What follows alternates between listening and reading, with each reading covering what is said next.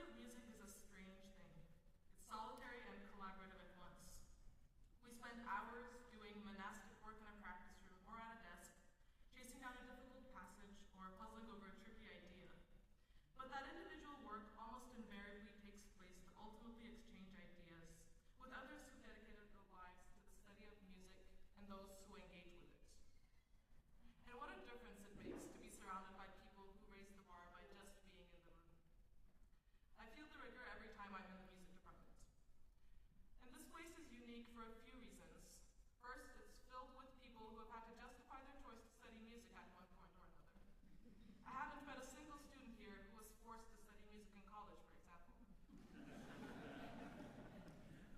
And that brings a certain kind of responsibility and dedication to work. It also means this department is relatively small.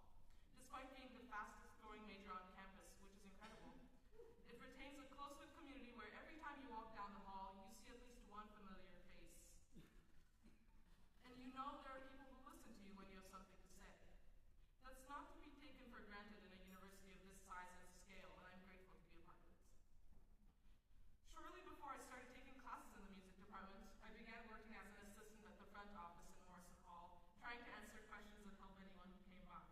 I'll just say, this was before I could even describe where the restrooms were in that elevator. But throwing myself in a situation where I didn't know the people nor the place proved to me just how great this environment is to learn new things. Even if my experience in the office wasn't necessarily related to music, it really set the tone for the rest of my time here. It made me less afraid of trying new things. For example, I joined the choir and met some of the most skilled people in subjects other than music, who also happen to be great singers and wonderful friends. Dr. Chung's passion is infectious, and has certainly given me a more positive outlook on many things beyond music. Then I got my second job ever as an assistant in the choir. I'll just mention it now, that at this rate, I can't help but expect a third job here after graduate school. The faculty here open our eyes, ears, and mind to music as a way of thinking. They're the most encouraging, passionate people I've ever seen, constantly inspiring us to try our best. In my first year, I somewhat coincidentally applied for a research apprenticeship for a project in 15th century music with Professor Zazoulia.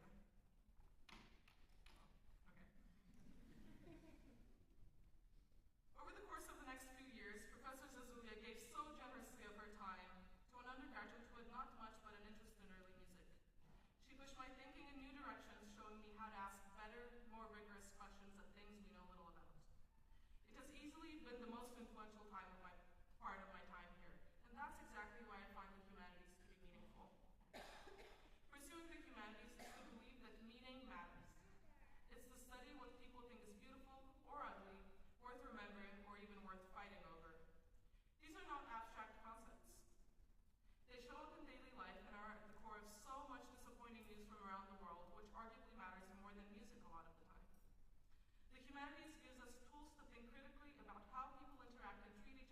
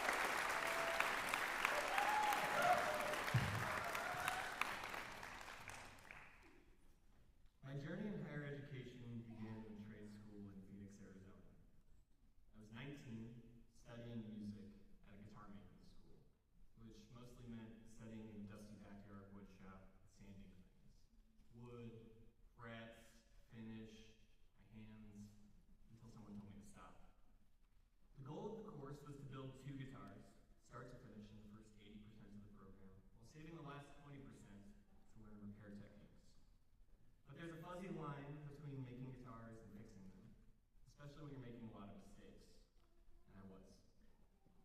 Whenever someone made a mistake, the instructor would stop and try to turn it into a teachable moment. Demo! Someone would shout from across the shop, and we'd all drop our tools and head to the lecture hall for an impromptu demonstration. I gave them a lot of opportunities. One of those mistakes became my first guitar. The neck was lumpy, the soundboard was too thin, and the whole thing buzzed when I played it. It had this loud, beautiful, old sound that I loved. And so I kept it. I repaired it. And more than a decade later, it still hangs on my wall. Quirky, a little out of spec, and resonating with all the imperfections that I hope only I can hear.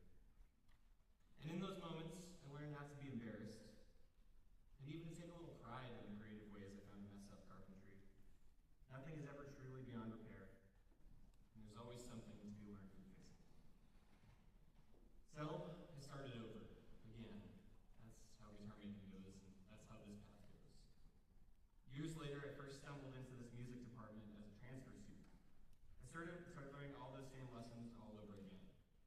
I was older than most of my peers and felt a little like I snuck into the back door to a dream world where everyone, the students, the grad students, the faculty, the staff, they all seemed to be the smartest person I ever met. Here, everyone could give me a little demo when I messed up.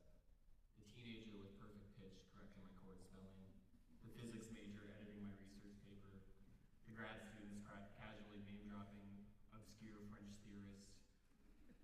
I kept making big, loud mistakes, and almost every time they turned into growth. If you're lucky and persistent, you learn to work with the mistakes, to play for the buzz, and to figure out what the material wants you to do. Like many of you, I didn't get here on a straight line. The path continues to wind through challenging terrain as I keep going. I worked full-time, bartending, fixing guitars, running shows, as I did my best to glue together academic and working life. Some semesters, I ran on espresso and adrenaline. After finishing my BA, I took a whole summer off and came right back to start the PhD program. I traded practice rooms for seminar rooms, rehearsals for reading lists, and started studying not just the music, but the people who make it.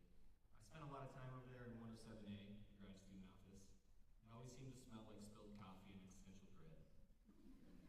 There, I learned to parse text until my eyes blurred, to grade until the rubrics seemed to fill themselves out, and stay awake in 3-hour seminars that always seemed to go into overtime. And I still made mistakes. The Kahoot game that bombed in class, the seminar tangent that didn't land, the final draft that I couldn't unsend. But we press on. We revise, we rewrite, we try again, and eventually, somehow, we finish. All these years later, I'm, according to the best available data that we have, the first person to earn 3 degrees in this department. Bachelor of Physics.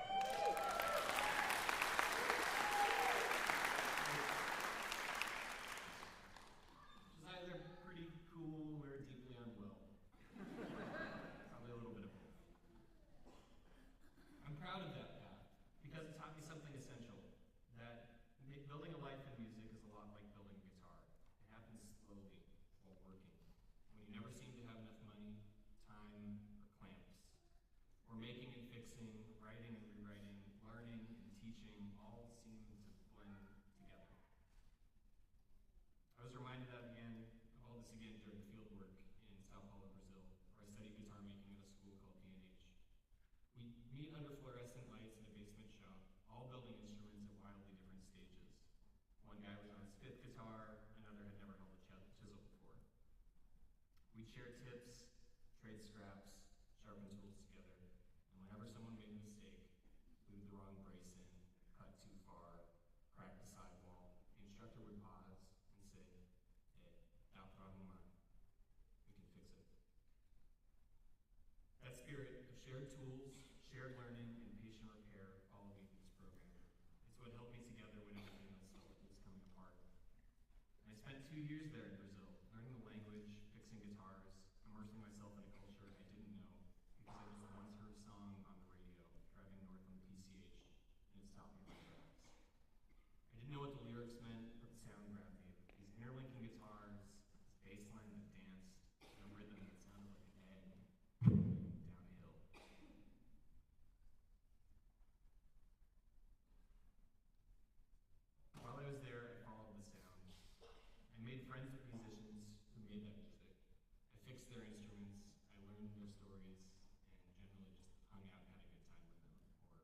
we as musicologists call it, research. But really, I just kept learning the same lesson. Under pressure, with enough heat, time, community, attention, something beautiful can take shape. Even when we're dancing badly, fluting crooked, completely out of our depth, we can still make something that sings. I also thought a lot about the difference between Lutheran school and grad school. When I was training as a guitar tech, no one ever asked me what I was going to do with that degree. I was going to make and fix guitars. But with a PhD in music, the most common question I got was, and what are you going to do with that? At first, I found this annoying. Okay, I still kind of do, but mostly I just think it's the wrong question. Because this degree, this path, isn't about what we do with music. It's about what music does with us. We chose this field knowing that it wouldn't be straightforward. And yes, arts funding is being slashed, programs are under pressure, and we still decided to make careers, to make lives, in a field that's constantly asked to justify its own existence. But we didn't come here for permission. We came here to listen more closely, to think more deeply, and to live bigger, more joyful lives. We came here because we believe music and the arts more broadly aren't just valuable, they're vital. They make meaning. So, before I close, I want to say some thank yous. To the faculty who challenged me and supported me, to my peers who laughed with me in the hallway and read all my drafts and seemed to know what I was trying to say before I could say it. To the students who wowed me with their insights and their depth, and to the staff who kept the whole thing running. I'd like to thank my friends who kept me grounded and gave me opportunities to play. And I'd like to thank my family, my mom and dad in particular, who reminded me why I was doing this in the first place. You all helped me build, rebuild, and repair something that I couldn't have made alone. So, congratulations, class of 2025. You did it. You made something big, beautiful, and loud. And whatever you do next, whether it's performing, teaching, researching, organizing, or just listening more intently, I hope that it's a little handmade. I hope it's a little quirky, a little out of spec, like that first guitar I built that still hangs on my wall, full of flaws that only I can see. Keep going. Reach for something new. Become an expert in repair even while you're learning to build. Embrace the mess in all its glory. Let music take you where you didn't expect. Keep making and never stop listening. Let it buzz, let it ring, let it be yours, and make it loud. Thank you.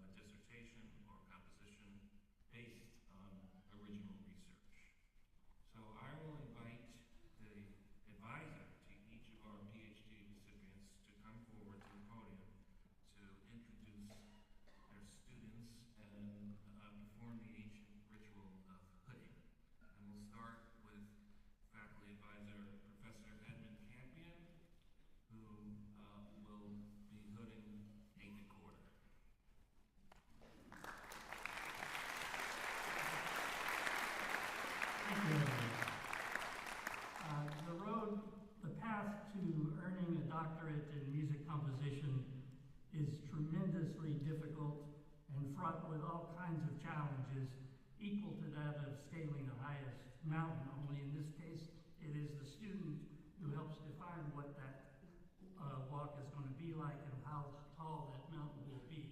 It has been an extraordinary honor for me to be able to work with the two PhD students that I'm hooding today. I'm very grateful to them, and I want to let you know, thank you for giving me a minute to say something about them. Nathan Corder is an Oakland-based composer of works for electronics, objects, and arrays of people. His music has been described as both something in common with the act of sowing seeds, digging, dragging, foraging, and repeating that process. Nathan provides me with the following text to describe his dissertation. This dissertation introduces the Empty Network, a modular composition system that explores how musical form emerges through structured interaction among performers. The system combines fixed material, improvisation, and fluid state transitions. Performers engage through flowcharts, define modular parameters, and shifting attention roles that support real-time decision-making. Sounds like a PhD, right? In addition, it sounds fantastic. Audio scores generated from feedback-based electronic systems model ensemble behavior and establish a shared performance grammar. Together, these elements offer a method for composing responsive musical environments shaped by relational structure rather than predetermined form. Nathan, you're an original. It's an honor to have worked with you, and I'm happy to award you your doctorate.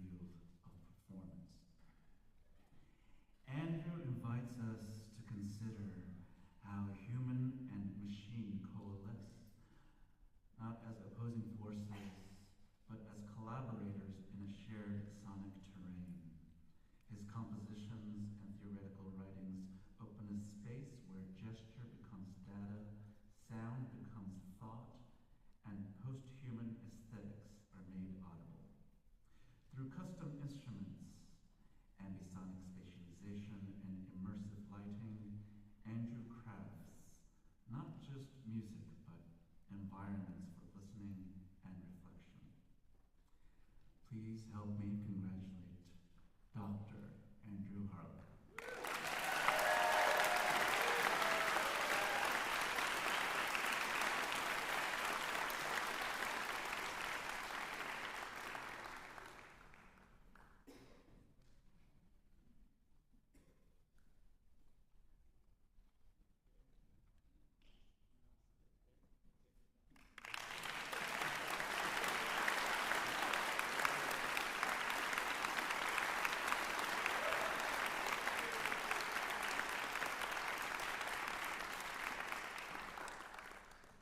We invite Professor Campion back to the podium. He'll speak about Peter Shen, and then we'll have Daniel Rivera join us. Someone took my speech.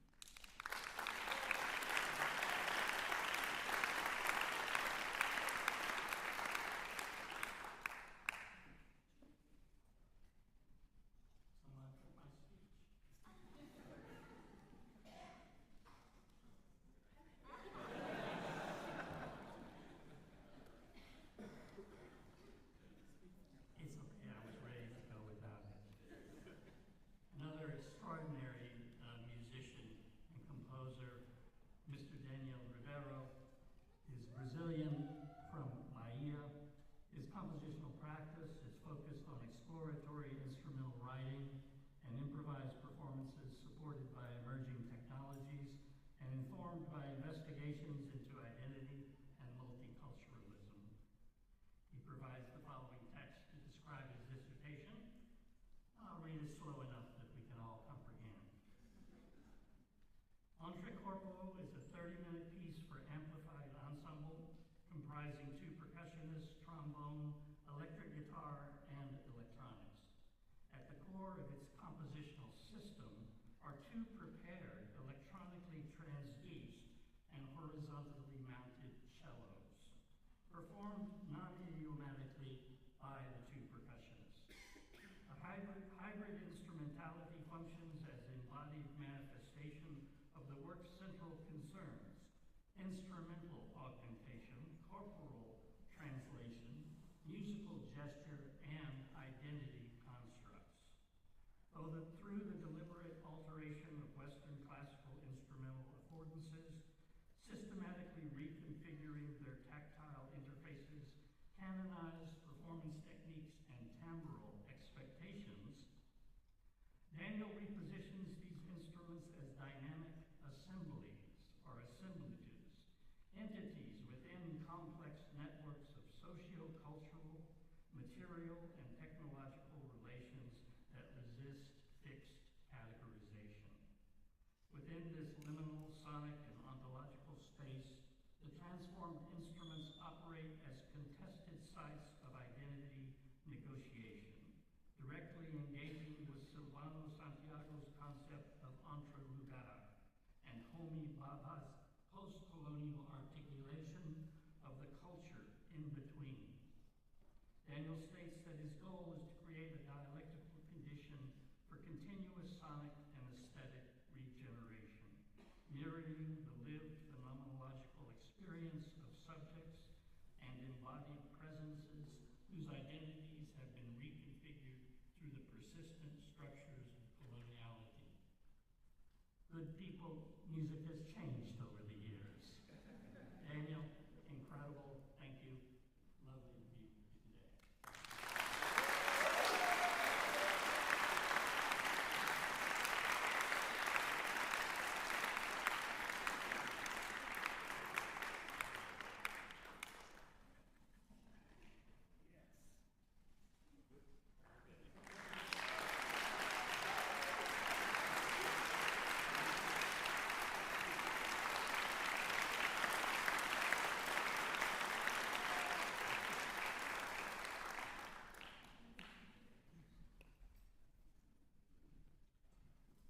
I'd like to, on behalf of Myra Melford, who can't be with us today, to introduce you to PhD candidate Peter Shen, who is off on to so many accolades post-graduation that I can't begin to mention them all. But Peter is recipient of the 2025 Guggenheim Fellowship, which provides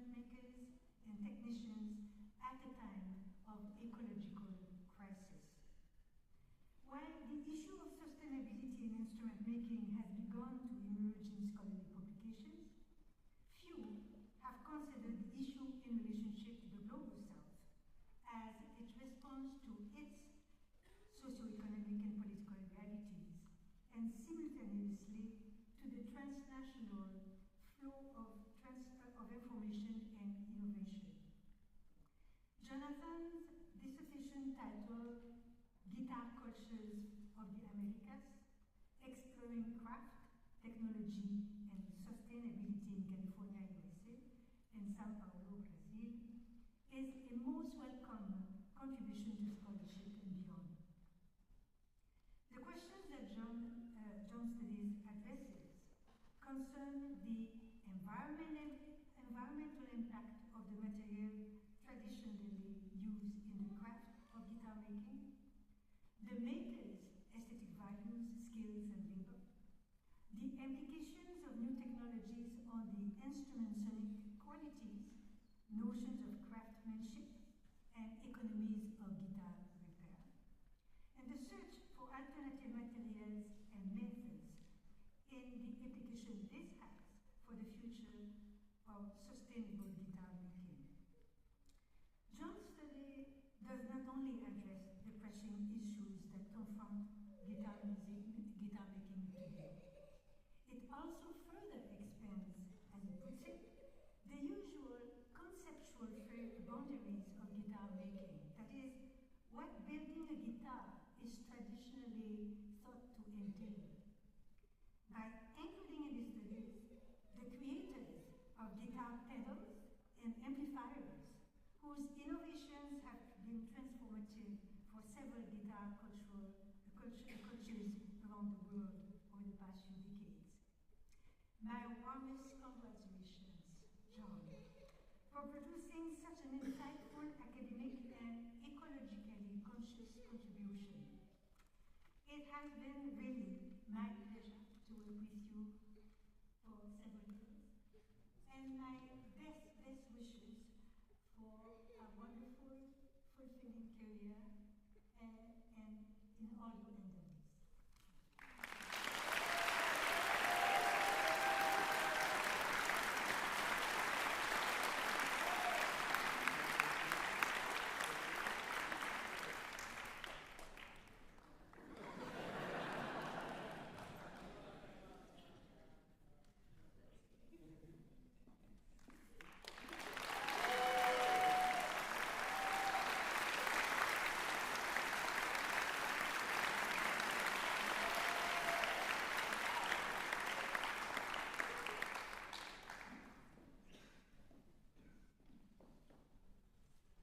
We now offer congratulations to the recipients of our Masters of Arts in Music degree.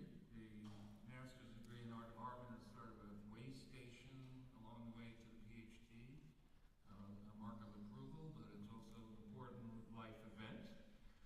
So I invite Rodney Casanova and Landry Kretz to stand, and we recognize your work.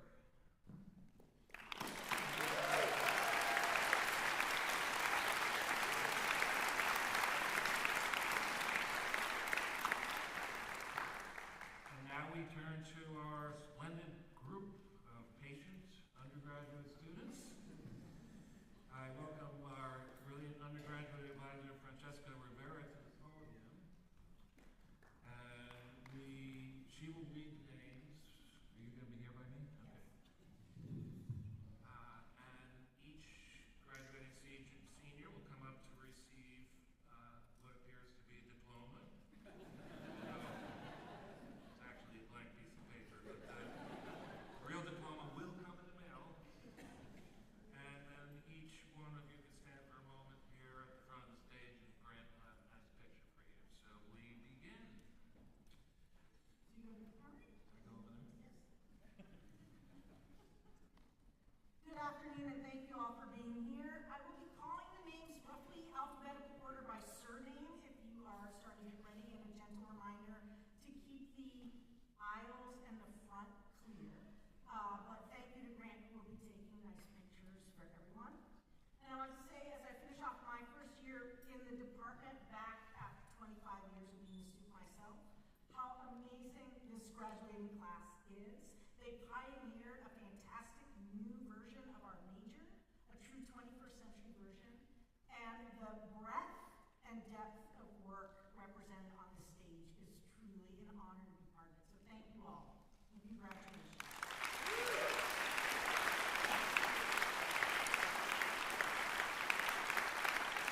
So first up, Yuko Abe.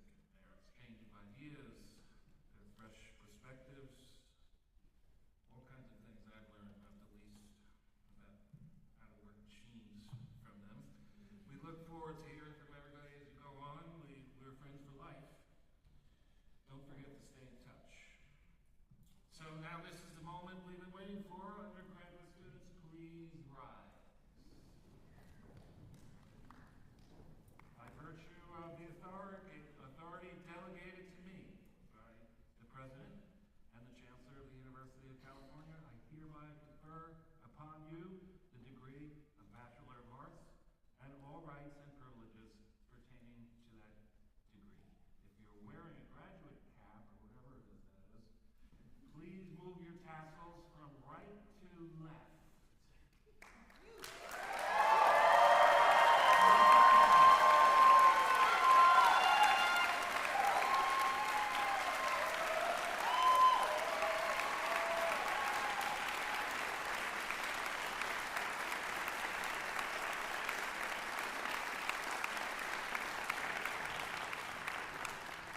Graduate students, please rise.